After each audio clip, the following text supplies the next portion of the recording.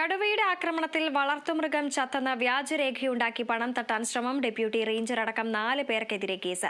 Wayanad Thirunelli forest station പരിധിയിലാണ് സംഭവം. 2022 കേസിനാസ്പദമായ സംഭവം നടന്നത്. കടുവയുടെ ആക്രമണത്തിൽ കന്നുകാലി ചത്തെന്ന് പറഞ്ഞ് തോൽപ്പെട്ടി സ്വദേശി റഹ്മത്ത് വ്യാജരേഖ ഉണ്ടാക്കിയെന്നാണ് പരാതി. നഷ്ടപരിഹാരമായി സർക്കാരിൽ നിന്നും 55,000 രൂപ അപഹരിക്കാൻ ശ്രമിച്ചെന്നും DFO KJ മാർട്ടിൻ ലോവലിന്റെ പരാതിയിൽ പറയുന്നുണ്ട്. റഹ്മത്തിന് പുറമെ തിരുനെല്ലി ഫോറസ്റ്റ് സ്റ്റേഷനിൽ അന്നുണ്ടായിരുന്ന deputy ranger Jayaprasad, forest watcher Kurian, Thrissery veterinary surgeon V Jayesh എന്നിവർക്കെതിരെയും കേസെടുത്തിട്ടുണ്ട്.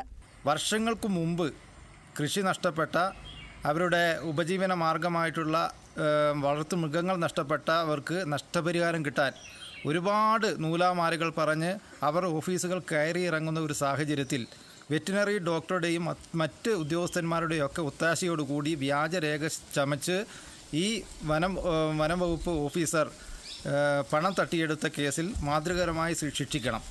അതേസമയം ഉദ്യോഗസ്ഥ കൂട്ടുകെട്ടിൽ അഴിമതികൾ നടക്കുന്നെന്ന് ചൂണ്ടിക്കാട്ടി ശക്തമായ പ്രതിഷേധമാണ് ഉയരുന്നത്. 2012 മുതലുള്ള അപേക്ഷയിൽ വളർത്തുമൃഗവും കൃഷിയും പൂർണ്ണമായി നഷ്ടപ്പെട്ട 100 കണക്കിന് യഥാർത്ഥ ഗുണഭോക്താക്കൾക്ക് നഷ്ടപരിഹാരം കൊടുക്കാൻ ബാക്കിയുള്ളപ്പോഴാണ് ഇത്തരം തട്ടിപ്പെന്ന് പ്രതിഷേധക്കാർ പറഞ്ഞു. Kerala vision news, Wayanad.